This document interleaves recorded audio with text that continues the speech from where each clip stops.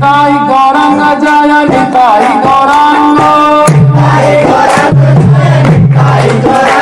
জীব ভগবানের বিভিন্ন অংশ হওয়ার ফলে গুণগুলি অত্যন্ত অল্প মাত্রায় জীবের মধ্যে রয়েছে। যেরকম প্রভুপাদ উদাহরণ দিয়েছেন, সমুদ্রের জল নোনা, কিন্তু যদি এক গ্লাস জল তুলে নিই সেটাও নোনা, জলের গুণটা একই। সেরকম আমরা ভগবানের অংশ, ভগবানের ভিতরে যা গুণ আছে, আনন্দ করব, আনন্দটাও আমাদের ইচ্ছা থেকে যায়, ভালোবাসবো, কাউকে না কাউকে ভালোবাসা, কিছু কিছু ক্ষেত্রে রাজনৈতিক কারণেও ভালোবাসা জেগে ওঠে, বিজনেসের কারণে ভালোবাসা জেগে ওঠে। এই লোকটা আমার দোকান থেকে মাল কেনে, ও আমার কাস্টমার, ওকে কেয়ার করা উচিত। সেক্ষেত্রেও একটা দেখা যায় যে দেওয়া নেওয়ার সম্পর্কে একটা ভালোবাসা, আবার ভালোবাসার সম্পর্কে দেওয়া নেওয়া। আমি তোমাকে ভালোবাসি, তাই আমার একটা গিফট তোমাকে দেওয়া উচিত, সেই জন্য তোমার কাছে গিফট দিলাম। তো এই যে কতগুলো শ্লোকে জীবাত্মা যা বললেন, আপনার 4 থেকে 11,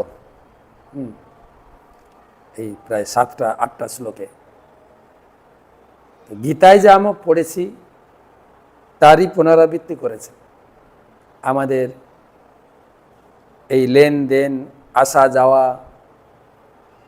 ঘনিষ্ঠতা, এসব কিছু মাইক। এতদিন ছেলে হোক মেয়ে হোক, বাড়ির লোকজনকে ভালোবেসেছি, এই বাড়িতে জন্মগ্রহণ করেছি। আবার সেই ছেলে মেয়ের যখন বিয়ে হয়ে যায়, ভালোবাসা ট্রান্সফার হয়ে যায়। ছেলের ভালোবাসা ধীরে ধীরে তার স্ত্রী, তার আবার ছেলে মেয়ের প্রতি ভালোবাসা ঘুরে যায়, বাবা মার প্রতি ভালোবাসাটা কমে যায়। মেয়ের ক্ষেত্রেও দেখা যায়, যেহেতু তাকে বাবা মা ছেড়ে শ্বশুর বাড়িতে যেতে হয়, তার ভালোবাসা শ্বশুর বাড়িকে কেন্দ্র করে, স্বামীকে কেন্দ্র করে, স্বামীর বাবা মা, স্বামীর ভাই বোন, স্বামীর আত্মীয় স্বজন, তার সঙ্গে সে জড়াতে শুরু করে। এইভাবে ভালোবাসার কিভাবে চেঞ্জ হচ্ছে, অর্থাৎ এগুলো ক্ষণস্থায়ী। কিন্তু আমাদের ভগবানের সম্পর্কে, ভগবানের সঙ্গে সম্পর্কটা, এটা হচ্ছে নিত্য সম্পর্ক। তবে সেটা সম্বন্ধে আমাদের এত জানা নেই বা আমরা পড়ি না।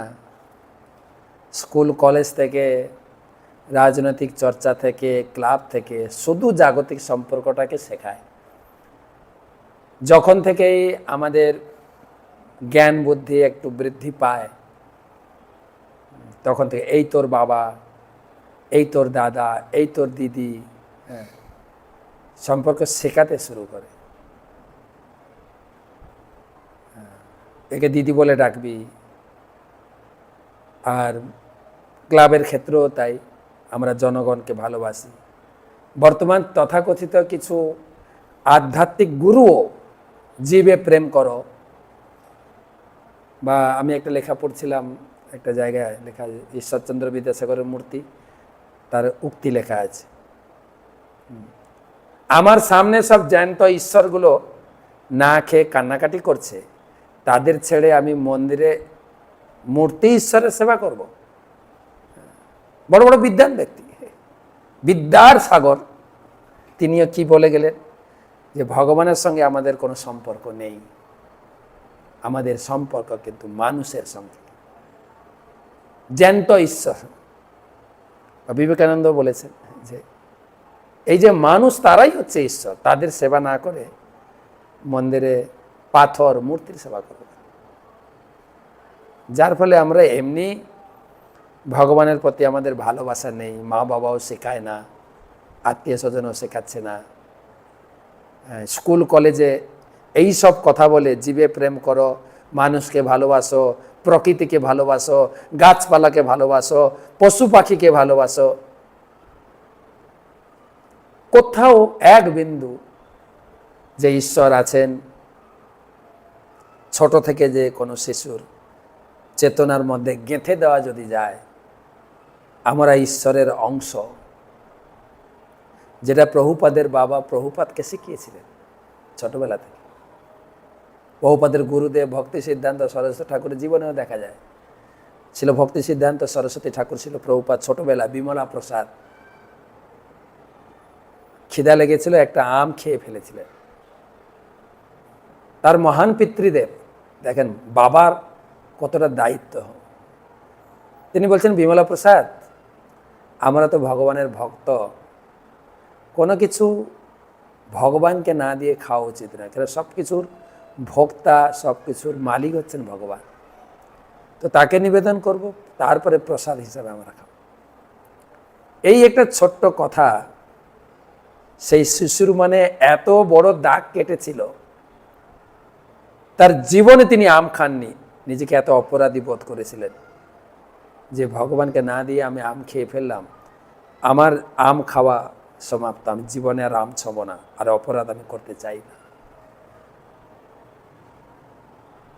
এই ছিল পিতার দায়িত্ব। আর আমাদের কথা, ভগবানের কথা না, না এখন না। আর যদিও বা ছেলে মেয়ের হাত ধরে বর্তমান হিন্দু সম্প্রদায় সনাতনী লোকেরা মন্দিরে যায়, কেউ বুঝিয়ে বলে না তো যে ইনি হচ্ছেন শীতলা ঠাকুর, তার কি মহিমা, তিনি কি তোমাকে বর দিতে পারেন, কিভাবে আমি তাকে পূজা করব, প্রার্থনা করব। আমাদের ছোটবেলায়ও আমি তো মার কাছ থেকে অনেক কিছু শিখেছি। অনেকবার বলেছি, খাতা এক ক্লাস থেকে আরেক ক্লাসে উঠবো, নতুন বই, নতুন খাতা মা ঘরে সুন্দর করে বাঁধিয়ে দিতেন। আর আমার হাতে খুব খাতা বই ছিঁড়তো, খুব বাঁধিয়ে দিতেন। আর তো লিখতেন খাতার উপরে, খাতার উপরে লিখতে হবে শ্রী শ্রী হরি, হরির সঙ্গে কানেক্ট করতে হবে, শ্রী শ্রী হরি। বা যখন পরীক্ষা আসতো, ভগবানকে প্রণাম কর, ভগবানকে প্রার্থনা কর। জন্মদিনে বাড়ির পাশে মন্দির ছিল, মন্দিরে গিয়ে ঠাকুরমশাইকে বলতেন আমার ছেলেটার জন্মদিন আজকে। এসব ছিল। এখন তো ধীরে ধীরে জন্মদিনে কেক কাটিং, ঠাকুর দেবতার কোথায়। তারপরে বাবা মাও গীতা ভাগবতম পড়ে না, ছেলে মেয়ে কী করে পড়বে। তো যাই হোক, যার ফলে আমরা এমনি ভগবানকে ভুলে গেছি, আর এই সম্বন্ধে আলোচনাও নেই। সমাজ জাতি সব শুধু জড়ো, দেশের সেবা করো, জাতির সেবা করো, লোকের সেবা করো। লোকই হচ্ছে ভগবান, লোকের সেবা হচ্ছে ভগবানের সেবা। এইসব চলছে দুনিয়ায়। ভগবান একদম গেছে ভগবানের পিছনে, ভগবানের আমাদের দুর্ভাগ্য। অন্যান্য ধর্মে এই ধর্মের বিষয়টা, ঈশ্বর সাধনার বিষয়টা প্রকট। মা বাবা শিখাচ্ছে তুই কোরআন পড়, মা বাবা শিখাচ্ছে তুই বাইবেল পড়। আর আমাদের হিন্দু ধর্মে না, না গীতা ওর সেকুলার হিন্দু যেটা বলে আর কি। তো যাই হোক, চিত্রকেতু মহারাজের মৃতপুত্রের আত্মা কাছ থেকে শুনলাম লেকচার। এবারে শ্রী বেদরায়ণীর উবাচ ইত্যদীর্ঘ গত জীব জ্ঞাত ইস্তস্য তে তদা বিস্মিতা মুমুচু শোকম চিত্তাত্ম স্নেহ শৃঙ্খলাম। শ্রী সুখদেব গোস্বামী বললেন, মহারাজ চিত্রকেতুর পুত্ররূপী জীব এইভাবে বলে চলেই গেল, আবার মৃত্যু হয়ে চলে গেল। চিত্রকেতু এবং মৃত বালকের অন্যান্য আত্মীয় স্বজনরা অত্যন্ত বিস্মিত হয়েছিলেন। এইভাবে তারা তাদের স্নেহ রূপ শৃঙ্খল ছেদন করে শোক পরিত্যাগ করেছিলেন। তারা যে সব ভেঙে পড়েছিলেন, কান্না করেছিলেন, কান্না থেকে বন্ধ, সবাই চুপচাপ শুনছিল। কে লেকচার দিচ্ছেন? নারদমণি নয়, অঙ্গিরা ঋষি নয়, চিত্রকেতু নয়, শিশু বালক যে কিছুক্ষণ আগে মারা গিয়েছিল, তার আত্মা ফিরে এসে জ্ঞান দিয়ে যাচ্ছে। নিহত্য জ্ঞাতয়ে জ্ঞাতে দেহর কীত চিতা ক্রিয়া তত্ত্বজুদস্তজম স্নেহ শোক মোহ ভয়ার্দিতম। আত্মীয় স্বজনেরা মৃত বালকের দেহটির দাহ সংস্কার করে শোক মোহ ভয় ও দুঃখ প্রাপ্তির কারণ স্বরূপ স্নেহ পরিত্যাগ করেছিলেন। তারা সৎকার করলেন এবং স্নেহ পরিত্যাগ করলেন। যে স্নেহ পরিত্যাগ করা অত্যন্ত কঠিন, সেটা তারা করতে পেরেছিলেন বালকের লেকচার শুনে। বালঘ্ন বিড়িতাস্তত্র বালহতাহত প্রভা বালহত্যা ব্রতম চেরু ব্রাহ্মণৈর্য নিরূপিতম যমুনায়া মহারাজ স্মরন্ত দ্বিজ ভাষিতম। মহারানী কৃতদ্যুতির সপত্নীরা যারা শিশুটিকে বিষ প্রদান করেছিল, তারা অত্যন্ত লজ্জিত হয়েছিলেন এবং সেই পাপের ফলে তারা হতপ্রভ হয়েছিল। পৌপার লিখেছেন, যারা এরকম বাল হত্যা করে, শিশু হত্যা করে, তাদের দেহের জ্যোতি নষ্ট হয়ে যায়। আর এখনকার দিনে দেখবেন ডাক্তার মা যে গর্ভের সন্তানকে হত্যা করছে, তার জ্যোতি এই পাপের ফলে তার তার তার তার ভাগ্য নষ্ট হয়ে যাচ্ছে। অনেকে আমি দেখেছি, বিয়ে হয়েছে, সন্তান হচ্ছে না। আমি সত্যি কথা বলুন তো, কোনো পাপ কর্ম করেছেন কিনা স্বীকার করতে চাই না, কিন্তু পাপ মানে এরকম, যদি অবৈধ কোনো সন্তান আপনি গর্ভে নষ্ট করেছেন।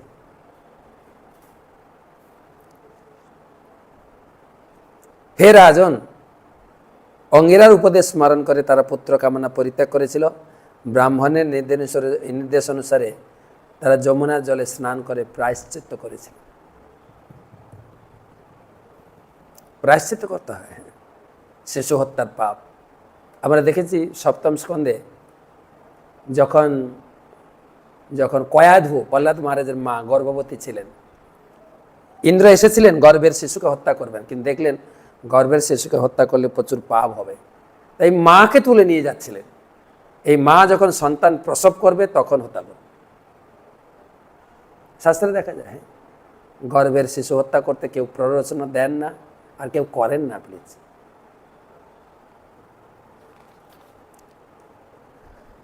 স ইত্যং প্রতি বুদ্ধ্যাত্মা চিত্রকেতু দ্বিজোক্তিভি গৃহান্দকূপা নিষ্ক্রান্ত সরপঙ্কা দ্বীপ। ব্রহ্মজ্ঞানী অঙ্গিরা ও নারদমুনির উপদেশে রাজা চিত্রকেতু পূর্ণরূপে আধ্যাত্মিক জ্ঞান লাভ করেছিলেন। হস্তি যেমন সরোবরের পঙ্ক থেকে নির্গত হয়ে রাজা চিত্রকেতু গৃহরূপ অন্ধকূপ থেকে যেন নির্গত হলেন। যেন এটা স্বপ্নের মতো সময়টা চলে গেল, কি না কি হয়ে গেল,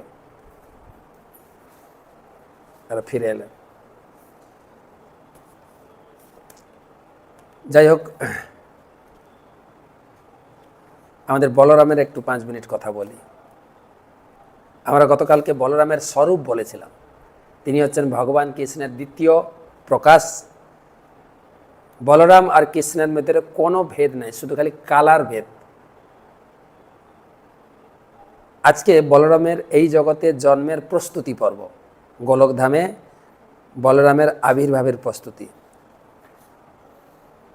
যখন এই অসুরের দ্বারা এই জগৎ পীড়িত, তখন ধরিত্রী দেবী তিনি গাভীর রূপ ধারণ করে তিনি ব্রহ্মার কাছে পৌঁছালেন। ধরিত্রী মাতার করুণ ক্রন্দন শ্রবণ করে ব্রহ্মা সমস্ত দেবতাদের নিয়ে, শিব এবং বিষ্ণুকে নিয়ে চললেন সেই ভগবানের দরবারে বিরজা নদীর তীরে। তিনি এই ব্রহ্মা লোক পেরিয়ে যে বামন দেবের নখের দ্বারা ব্রহ্মাণ্ড ভেদ করেছিল বিরজা নদী, সেই পথে বিরজা নদী পেরিয়ে তিনি পৌঁছালেন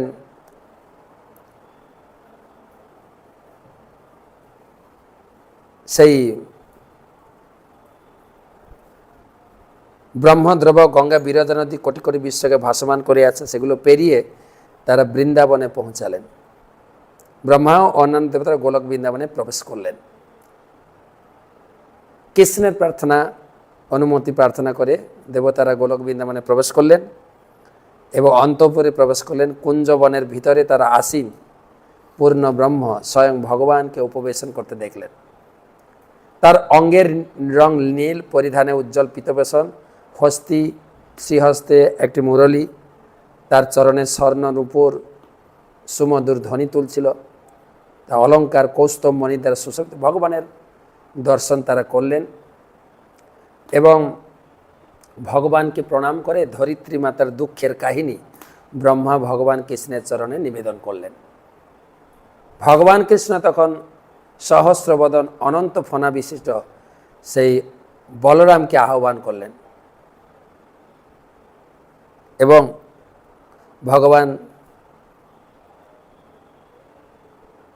বলরামকে বললেন, হে অনন্ত, তুমি প্রথমে গিয়ে বসুদেবের হৃদয়ে আবির্ভূত হও, তারপর দেবকীর গর্ভে স্থানান্তরিত হও।